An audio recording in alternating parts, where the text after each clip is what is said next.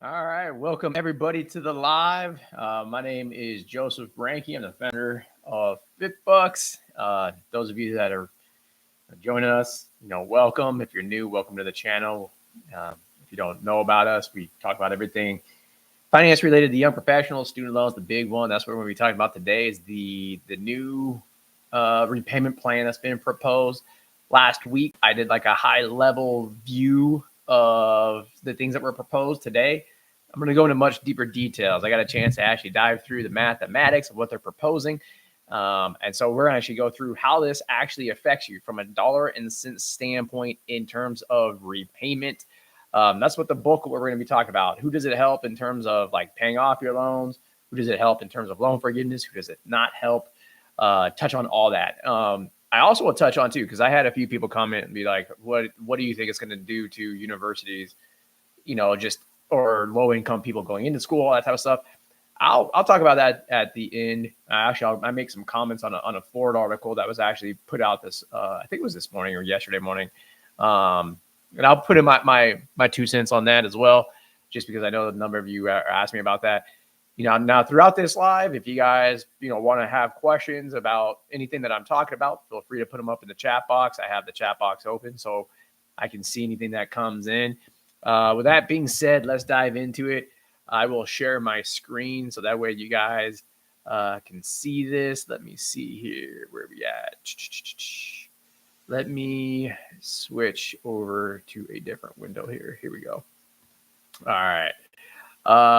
And so first I'm going to go through the features. And if you guys are listening to this on the podcast, I'll explain as much as I can of what I'm seeing, like what the viewers on YouTube are seeing. I'm going to go through the features of this new program. Okay. So again, like I said, it's going to be about who is going to be benefited from loan forgiveness versus paying off. Be touching on this features of like no interest accrual, this really cool feature about automatic amounts going to reduce the balance every month. We're going to touch on that, how that can help a number of different people. And then I'm also going to talk about the term and also talk about some of the lawsuit stuff, because I've been getting that a lot. I know I put out a short or a reel the other day about that, but I'm going to deeper dive into that because I've gotten a lot of questions about that. Okay. First and foremost, comparison of IBR and pay as you earn versus this new IBR RAP. You'll see here IBR RAP.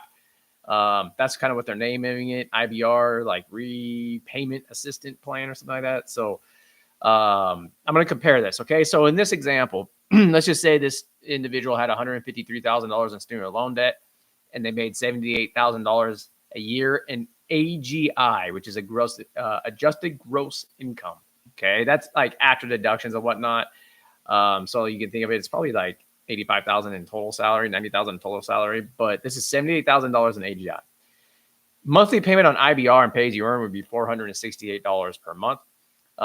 This interest accrual means this person is not paying the interest on their loans and their payment doesn't cover the interest. So the loan balance actually goes up. And then you can see there's nothing going down on the balance of the principal because the loan balance is going up. So the next month they would owe $287 more every month. And that would happen, for 20 years, 25 years, depending on which IBR plan you're on. Okay. Underneath IBR RAP, the payment in this example would actually go down by $13. Not a huge amount, but a little bit. There's no interest accrual. So one of the big features that a lot of people liked about Biden's SAVE program was that there was no interest accrual. Well, there's no interest accrual here either. Okay. So what you owe at the end of the month in this example would be exactly the same, $153,000. But here's the cool feature. In this example, $50 of the payment that you paid would actually be used to reduce the balance owed. So in this, even though you're not paying the interest, the balance would actually go down each month. Okay. That is a feature that I know a lot of news organizations, they kind of just either left out completely out of their analysis of this, or they mentioned it in like one sentence and then blew past it. Okay. But that is a huge feature. And I'm going to go through why in a few minutes. Okay. Now I'm going to focus on that payment because that's like the super majority of people, let's just face it, on student loans. Okay. They're interested on what's my monthly payment going to be today. Okay. So let's focus on that. I said here, this is a lower monthly payment. So what does that income look like? Where does it hurt and where does it not? Like, where is that a benefit? Where is it not? Okay. If you are between $30,000 in AGI and $127,000 in AGI, your monthly payment would be going down based on this new way they're calculating this. Okay.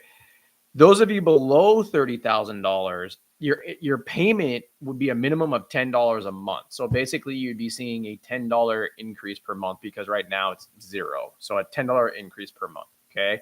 Now, if you're on the higher side, it depends on how much higher, but I'll give you an example. Like if you make $200,000 in AGI, your monthly payment would be up by about $180 per month. So about $2,000 a year. So about 1% of your AGI more would be going towards your student loans, which is not a huge difference. I know a lot of people when this first came out, their first gut reaction before doing the math was like, if I make 200 grand a year, or, if I'm married or whatnot, or whatever it is, and I make 200 grand a year, my payments are going to go up like $1,000 a month. That's not the case. It's like $180 per month. Okay. Now let's go into the benefits of this a little bit further, and I'm going to go into some of the disadvantages as well. With some of the different features. Now, paying off your loans. What do we mean by this? If you guys are new to FitBucks, we always break up with federal loans. We break up strategies into two components. One of those components is either you're going to be paying off your loans from a financial planning standpoint, or you're going to be going on loan forgiveness. Okay. So I'm going to be talking about paying off the loans right now. Like if you're in the camp of I'm going to pay off my student loans as aggressively as I can, this is going to be a massive benefit to you. Massive. Why? There's no interest waiver. So just like Save and actually old Repay had a 50% interest waiver, your actual interest rate you're paying in the beginning is going to be a lot lower on federal loans. Plus, there's a $50 reduction every single month. So in theory, again, going back to this chart where I showed you guys the payments, like on IBR and Pay-As-You-Earn, you would have had to pay this interest before you hit principal. Well, not only do you not have to pay the interest, the government's going to pay $50 towards principal for you every month.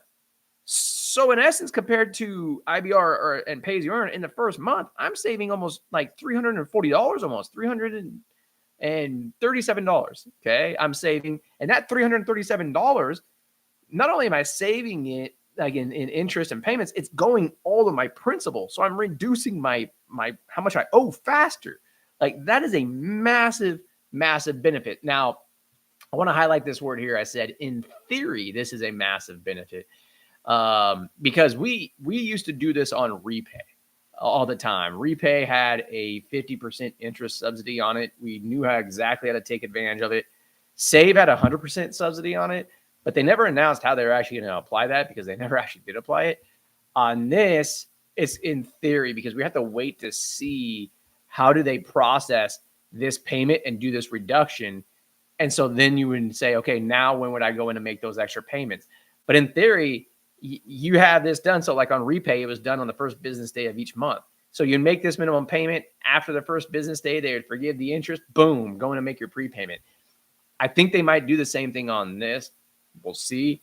But this would save a lot of people a lot of money that are aggressively paying off their loans. I mean, like I said, in this example, I'm going to round up. That's $350. So basically the first year of your loans, you're saving like $3,500 to $4,000 in this example, just in the first year alone. And then you're applying that to principal, which reduces your interest charge over the life of the loan. Mathematically, it saves a ton of money. Now, what about public service loan forgiveness? Okay, I'll start there first when we talk about loan forgiveness. Because again, two strategies, payoff versus loan forgiveness. Payoff, that was the benefit there. Loan forgiveness, there's two different avenues. Public service loan forgiveness will be first. Again, most people on this will benefit because they're in that range that I showed you guys for income between $30,000 and $127,000 for a single person. That's where most nonprofit workers fall between. So you guys are going to have lower monthly payments on this, and your loans are forgiven in 10 years. All else equal, if PSLF will change or not, that's a whole nother discussion. But that, as of right now, is a benefit. Okay. Now, what about regular loan forgiveness? What I mean by regular loan forgiveness is after 20 or 25 years of payments, your loans are forgiven. That's currently what it is right now. Okay. Well, on this, the length is 30 years. Okay. Now, the point that I'm going to make up next is a point that I'm going to be bringing up a couple times over the next few minutes. Okay. And that is, this is being touted like it's a GOP student loan repayment bill. Okay. Reality is it's actually the House committee that put this out. Now, they say it's the GOP because if I remember my numbers right, 25 members of that committee are Republicans. 16 of them are Democrats. Okay. Now, the reason why I say this sounds like it's bipartisan, one reason I'll hit on right now is because when they started leaking some of the stuff before last week about what this was going to be, the original term that they had originally leaked had no term length. So it wasn't 30 years. It was lifetime. And unless your balance hit zero, okay? Now, this sounds like Democrats on that committee said, no, we need to put a cap on this. And they had historically gone out to 25 years for those of people with higher incomes, which I'll touch on in a minute again, why that's important. And so it sounds like Democrats were pushing back saying, 20, 25 years.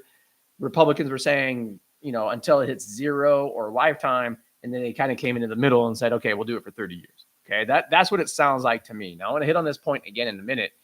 But more importantly, I want to go through an overall cost analysis of this, okay?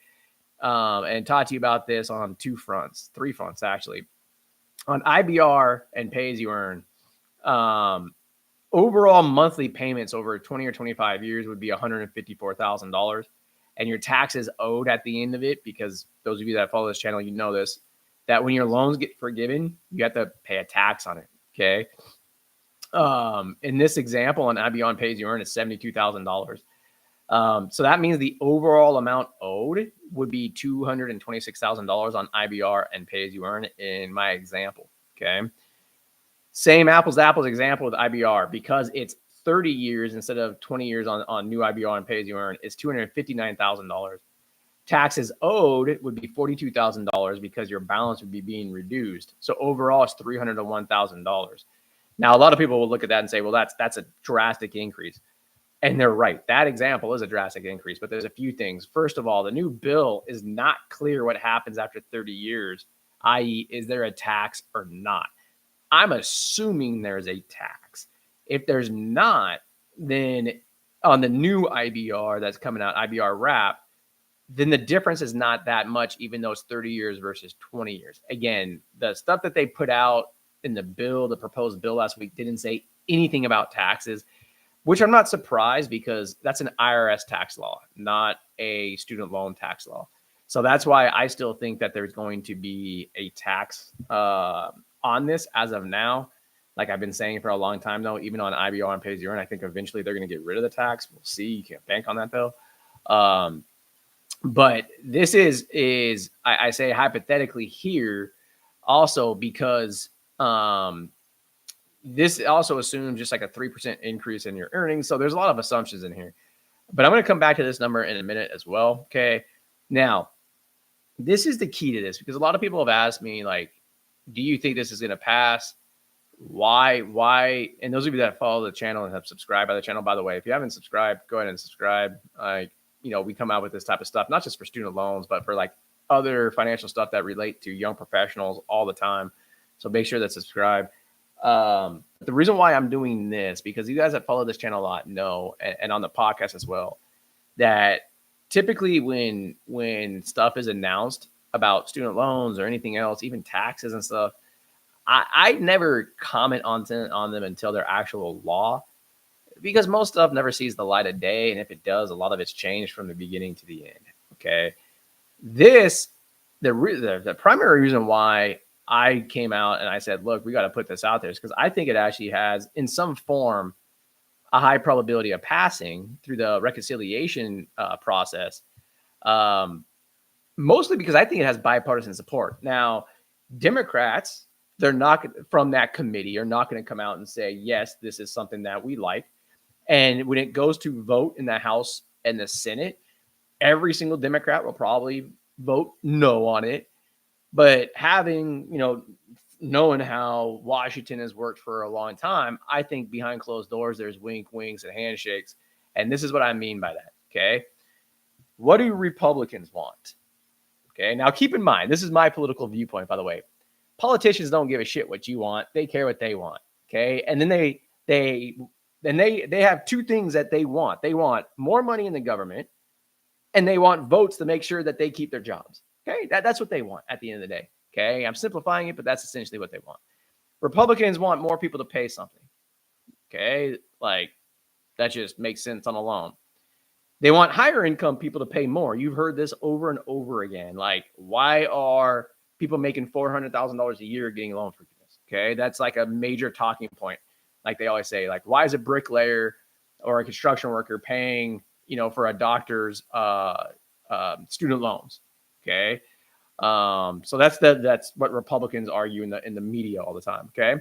Now they also want incentive to repay the loans faster. Okay. Now, what do Democrats want? They want loan forgiveness. Okay. Biden kept talking about $25,000. Okay. Now, why? You have to understand why the $25,000. Okay. And I touched on this multiple times throughout the years. It has nothing to do with because they think that it's just them being, virtuous. It has to do because you hear about all these defaults on student loans. The highest default rate comes from those that have owed less than $25,000. Okay. That's the biggest default group. And the probability of collecting on those is very small. So it actually costs the government a lot of money to send people to collections. And the probability of recouping that money is very small. So those in government were like, well, we'll just forgive it because it saves the government money. Again, what do they want? They want more money in their pocket. Well, if they forgive it, they save on costs. Plus, you can then go run on that for political elections. Hey, we forgave these loans. Look what we're doing for people. Yay. And you get votes. Okay.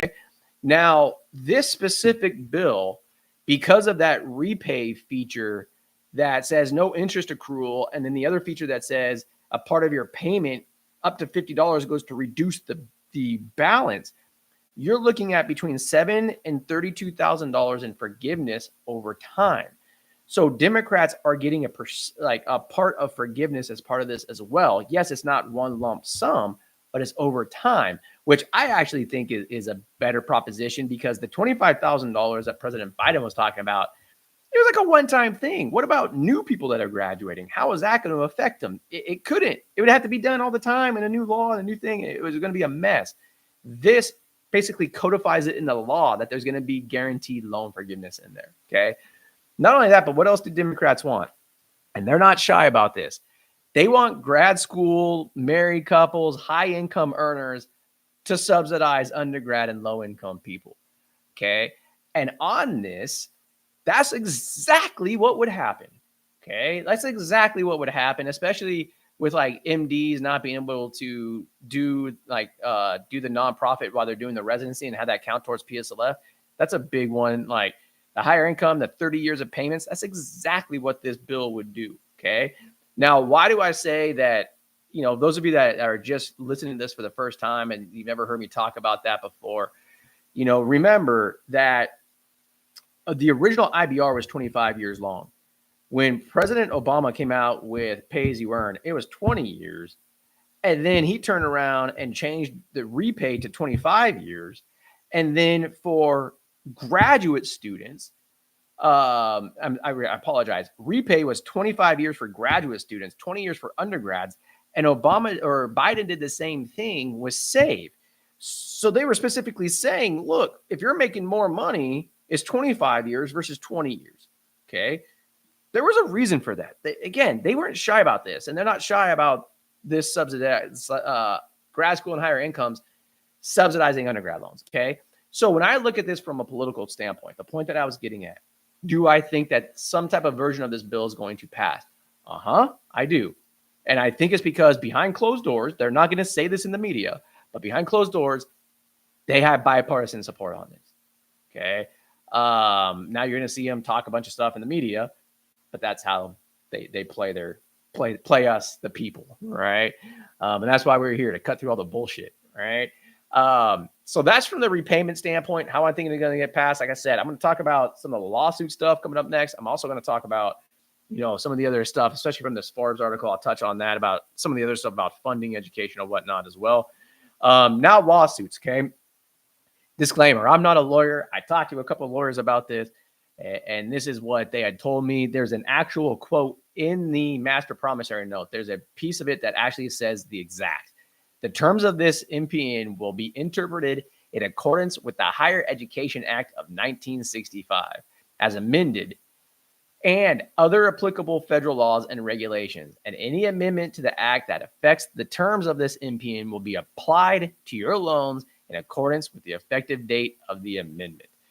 In short, this is the government's way out. Okay. They put it, from my understanding, in every federal contract that they do, they put this clause in there, and it has gone to court, and it is upheld, and it's ruled in favor of the government all the time.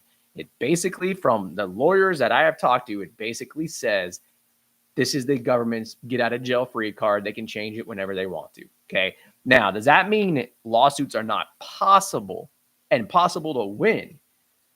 No, it actually means that there could be some winning. Why? Because you'll see underneath there, what I have on there is material financial harm. Okay. So in order to prove material financial harm, from a high level discussions I've had with lawyers, the first thing that they said was, did somebody rely on the promises of pay-as-you-earn or IBR to make a financial decision? And in their opinion, the answer is no, because for the bulk majority of people, the actual monthly payment is going to be lower. And for those of you that it's not going to be a quote unquote significant material decision. Like, you can't say, oh, I didn't buy a car because my monthly payment was going to be $10 less last month. Okay. Or if you make $250,000 a year or $200,000 a year, you can't say I wasn't going to buy a car or a house because my student loan payment was up $180. Like, not only that, but that $180 is not going to affect you qualifications for a mortgage or anything like that. It's not a big enough difference. Okay. So they basically said, nope, cross that one off the list. No transitional period. So the government came out and said, hey, this was the law today. This is the law tomorrow. We're switching it, period. That's not a transitional period. You have to allow some type of transitional period, which is why this won't take effect until July of 2026. That is the transitional period. So you can't really sue for that, in their opinion. The third bullet point is, and they said a maybe on this one, which is a contract interpretation of how was it portrayed to the public versus what would actually happen, and was there like a quote unquote bait and switch?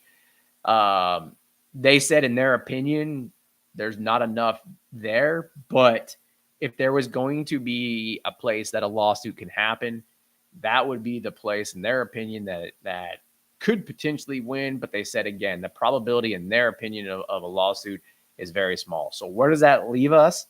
Well, in my opinion, the lawsuits are not going to potentially stop this.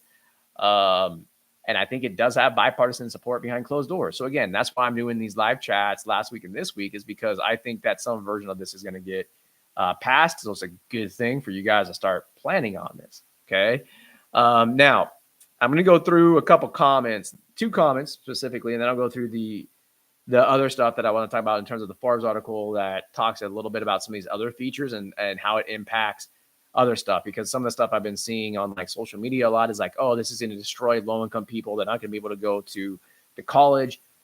I'll touch on that in a minute. Okay. But comment number 1, again, this is not law. So I had a question, and I got a question right now, actually, during the live, that if I thought that one thing might actually change throughout the legal process, what might it be? I think it might be the length. Okay. Like right now it's 30 years. Again, I think it might go down to 25 years.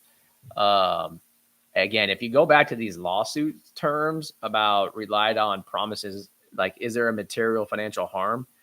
I think if you have it at 30 years, you can show that there's a financial harm, because those 5 extra years of payments are a lot when you do the projections.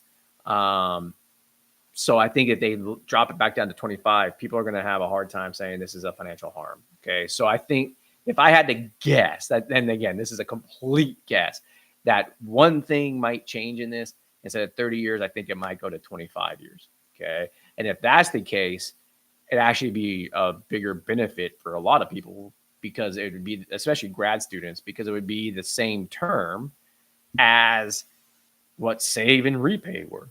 But the monthly payments for a lot of people would be lower, and you're also getting some principal forgiven every single month. Not only that, but if you're stuck on old IBR, you're already on a 25-year plan. So again, that would be a benefit to you as well. Okay. So that's the first comment I want to go through. The other one is on the caps, because this is where, and I'll start getting into where on social media where people are like, well, this is going to hurt low income individuals. Okay. What this does is it caps federal borrowing based on like undergrad borrowing, based on graduate school, based on professional studies at different dollar amounts, like 150 grand or 200 grand. Okay. Well, they're just putting this blanket statement out there, like this is going to hurt, everybody. The reality is you got to bifurcate higher education. Okay. Public universities versus private universities. Private universities are going to get hurt. Okay. In fact, the ones, like every quote that I've seen from a professor or something like that is from a private university.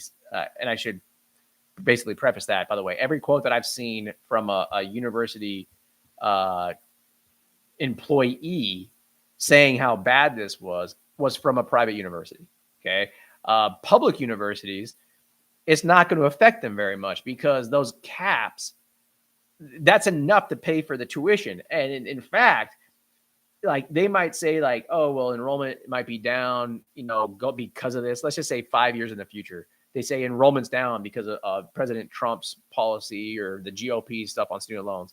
The reality is that for private universities, like graduate studies, especially in the healthcare fields, they are hurting already. So for those of you that don't know, we work with, it's like 50 or 60 universities now, specifically programs in the healthcare industries for like master's programs, doctorate programs, and whatnot. And some of those are public universities and some of those are private universities.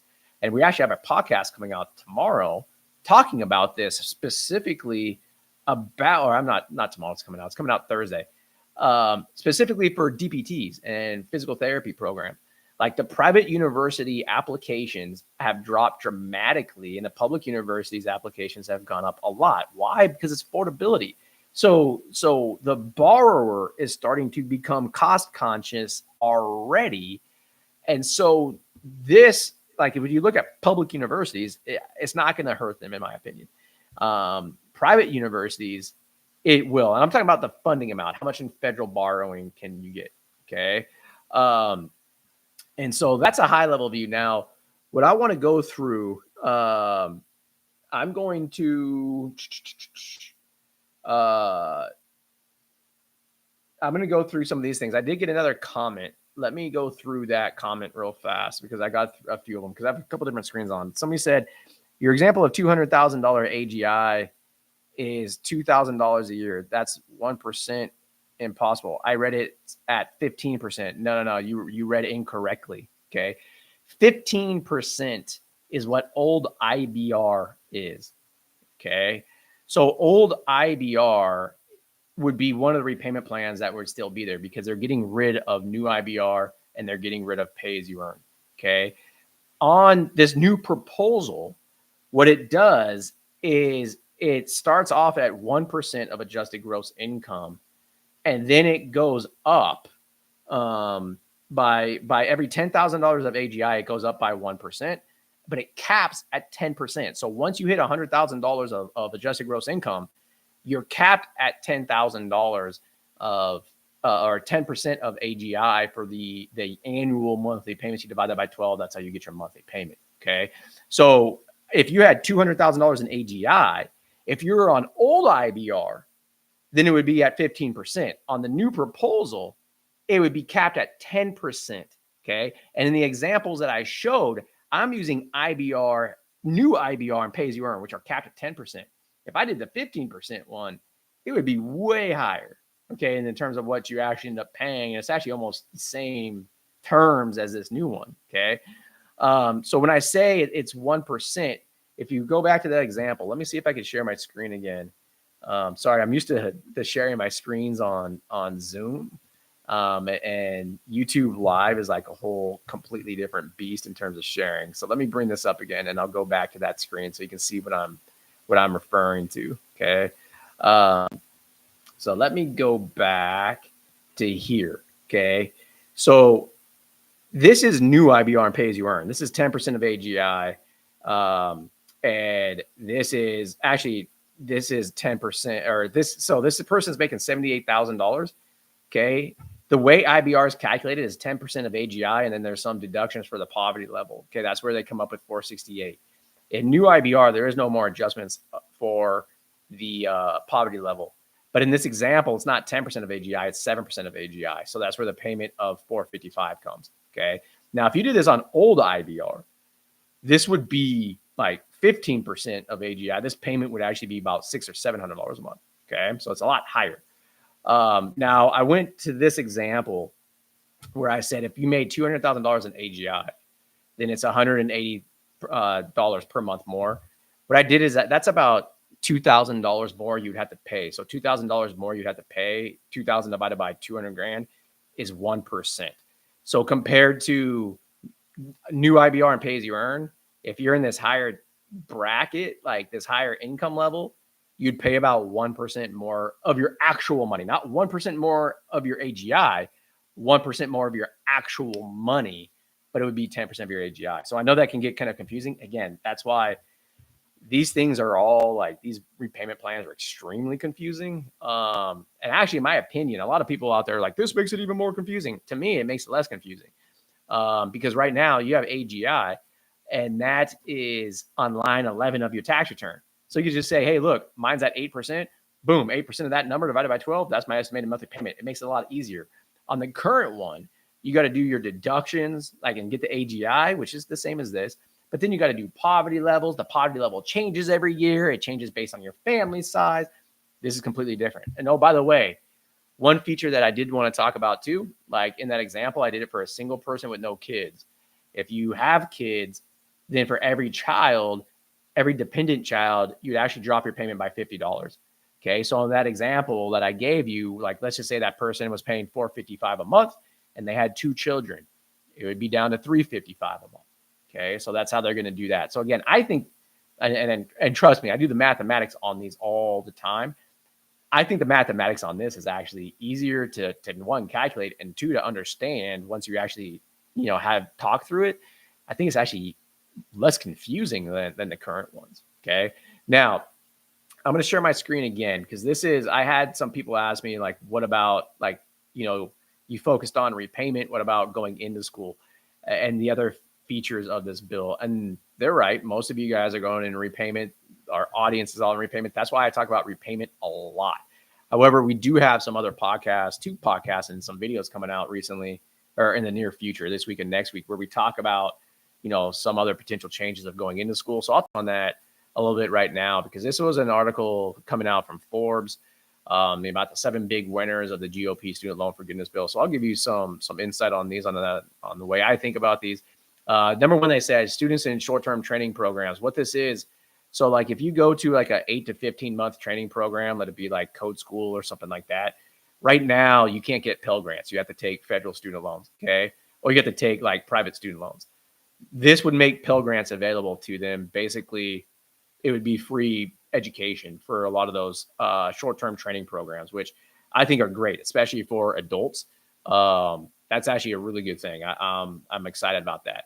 Now, there was something about Pell Grants in this bill being taken away from somewhere else. I can't remember where that was at, because I can't remember off the top of my head. So if you guys are watching this and remember where that was at, let me know, because I can't remember off the top of my head on that. Now, the other one was that for defaulted borrowers getting a second chance. And this is a big benefit, because right now, when you default on a loan, on a student loan, on a federal student loan, you only get one chance at rehab. And what rehab means is, like, if you're in default and you show like a couple months of on-time payments, they'll allow you to basically come out of default and you're in a good situation. That's only one time though. With this new bill, it'd be twice. Okay. So a little bit more leeway there, which is a big thing, because, the last few days, especially yesterday, in the news has been all this stuff about wage garnishment and tax refunds and lower credit scores, because the government started actually putting people back in default. Biden had extended that one last time because it was set to be due in October last year, but he extended it because of the election. Wouldn't have been really good before the election, so he extended it. So that way the next politician can get really bad news, right? Again, that's how politicians work. Anyways, like that would be a little bit of a benefit for people in default. Medical and dental residents not seeking public service loan forgiveness. Again, this is a detriment because in this bill, it makes it so that way when you're your residency, you don't get service towards public service loan forgiveness. That's why it says not seeking public service loan forgiveness. The reason why it's a benefit to those not seeking it is because it allows you to now, there's a special rule in this bill that says if you're in your residency, you're not required to make a payment and interest does not accrue while you're in those residencies. Whereas right now, interest does accrue on these. Okay. So that would help doctors and dental residents that are looking to pay off their loans after they're done. U.S. taxpayers, they list it as a benefit. To me, that's a talking point because the government at the end of the day, they're going to take money from us. It'll be from one way or from the other. Some people will say, well, this is more fair. You know, it is what it is. Everybody's going to interpret that a little bit differently of fair or what's not fair. You know, I don't want me to go on a tax paying rant. Like that's a whole nother podcast. So I won't even touch number 4. I just say, okay, whatever. For-profit colleges and career schools. Okay. This was one where I have a completely different take on this. Okay. Because a lot of people are like, this is absolute bullshit. See that they want people to go to places like Trump University. Okay. So what is this? What are we even talking about on this? Okay. First of all, during President Obama's presidency, he put in a couple different regulations and bills governing schools like DeVry and Trump University and these types of programs. Okay. And what they were was that like you had to graduate a certain amount of people or something like that. And there was thresholds. So like the income of the graduates had to be proven to be able to repay the loans. Like if I was at DeVry University, in order to continue to get federal funding, I had to show that my graduates X amount were employed. Here was the income, and the income was enough to cover the loans that they took. Okay. Now, the reason why I'm like, I don't like this is my take. Okay. Is that bill, those things targeted those universities, like those private schools like DeVry and Trump University and whatnot. And people are like, well, that's good because some of those schools were taking advantage of people. And I'm all for that. But why aren't we doing that to regular universities as well? Public and private universities, the other schools. I mean, we see it all the time. I'll go into OT programs, SLP programs, PT programs. I mean, some of these things at DeVry, or some of these other small schools, I saw one that got shut down because it was something like their debt to income ratio was at like 2 to 1, meaning like if your salary was $50,000, the debt load was over $100,000, which to me is ridiculous. But you see that in these other programs as well. I see new grads like in physical therapy graduating with like $260,000 in debt, making $75,000 a year. Now, it's harder to track in those because you got to say, okay, well, what comes from undergrad, what comes from grad school? So I understand there's a difference. My thing is I think it should be applied across the board to everybody. So to me, yes, the Forbes lists this as a benefit of this. They list this as a benefit for-profit colleges and career schools because it makes it so that way they can rely on that funding. To me, this is a disadvantage to all borrowers. That rule should be across the board. Okay. So let me go next one to high performing, low cost colleges. Okay. I think this is a cool thing. Okay. So like, this is especially cool for like public universities and colleges. It rewards those colleges for keeping their tuition low and having good like graduation rates and income and debt repayment rates. What it would do is if you pass certain thresholds, you would get $5,000 per student so that you can give the low income individuals to go to your university. I think that's a good thing. Now, again, I don't know what they're offsetting on some of those grants, but I think that is a good thing because it's rewarding schools that are cost conscious, and it's rewarding them in a way that they can then go and actually reward low income individuals. Okay. It simplifies student aid. Yeah, like I touched on before. I think that this calculation is a lot easier, and it also reduces the number of repayment plans drastically. So I think it makes it a little bit easier. Now we did get a couple more questions. Couple of these while I was talking, I already answered, so I want to answer them. One of them was, though, if I have an income of $400,000, what is the monthly payment if I'm single and no dependents? On this, it would be if it's $400,000 in AGI, adjusted gross income. So that's after deductions. Okay. You're looking at, it's about $3,300 a month. Okay. And so I could tell you right now, let me see.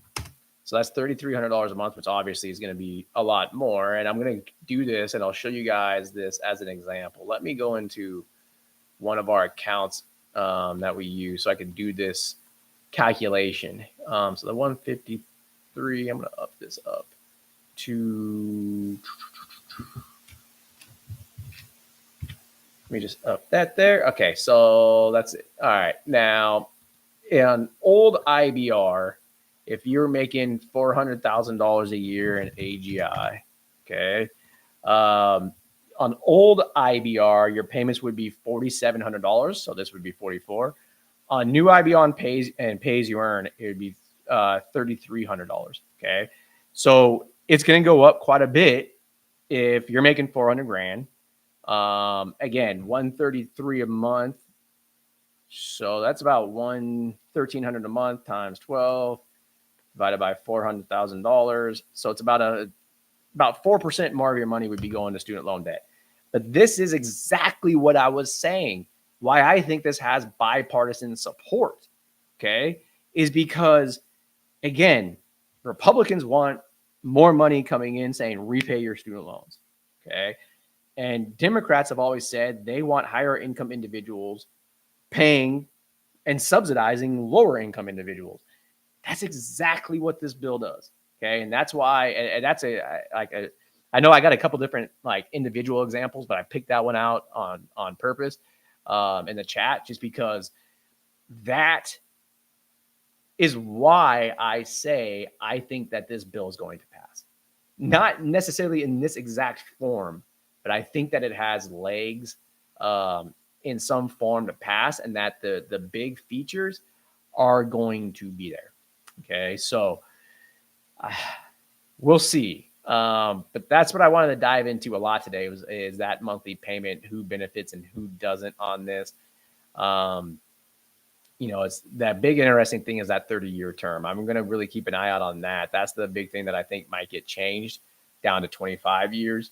And if it does get changed to 25 years, for the super majority of people, in my opinion, in terms of repayment, it will be a benefit. It's going to save a lot of money, okay, in the long run. And those of you that are actually paying off your loans and not going for loan forgiveness, it has the potential to save you guys a lot of money. All right. Again, the government, the GOP wants to give you incentive to pay off your loans. That's the incentive, right? So I think I went through all the comments. I know you guys are asking some on Facebook too, because I was streaming this on Facebook. And for some reason, I can't open Facebook, so I can't see the comments. So I apologize if I didn't get to them. But as always, be sure to subscribe. I will, talk to you guys. I don't know if I know I've been jumping on lives like every week because stuff has been coming out every week. I don't plan on doing lives every single week. But be sure to subscribe because we come out with other content, long form videos, short form videos on everything from investments to, saving for a fertility treatment, anything that's relevant to young professionals, like we're posting, we'll go from there. And I actually just got one that came over from Facebook as soon as I said that. So I'll answer this question too. Right now, are they forgiving PSLF applications, only the IBR plan, but not PAYE and ICR due to the injunction? it depends on what you're talking about in terms of, are they forgiving PSLF applications? Are they forgiving people that have hit 120 months in PSLF, and are they processing PSLF buyback? Yeah, they've been doing it since like February. I've known a lot of people that have applied for PSLF buyback. They've gotten it approved. I know a lot of people that hit the 120 month. They've gotten approved. What they're a little bit slow on, I've had some people tell me that, like, the refund, because when you hit that 120th month, you still have to make the payment. Like, so some people have paid 121 or 122, and they're supposed to give you a refund. It's a little slow, but that's expected because of the transition and everything going on. Like, we see that all the time around this time when you have a new administration. So it's not anything that I'm not like worried about. But yeah, they're processing it. In terms of IBR applications actually being processed, like if you're in the middle of it, so say you're like 60 months in, they haven't started processing them yet. They said they're going to start processing them no later than May 10th. We have this week. Those of you guys that don't know, we've helped new grads manage about $2.6 billion in student loans or something like that at this point. Helped like 25,000, 30,000 new grads. We have started hearing from people saying that they are getting notices about repayment, and that they're going to be back on IBR and pay as you earn and back on PSLF. So we have this week, actually, we started getting a number of people telling us that they've gotten those letters from like Advantage or whatnot. So those are coming. In terms of the lawsuit, we'll see. I'm surprised it's taken them this long. Actually, I'm not surprised, but I'm never surprised anymore. I thought they might do it earlier because of all the confusion, but I said from day one they might actually procrastinate it till like June time period, into May, early June. We'll see. I might be wrong. Maybe tomorrow they come out with the ruling.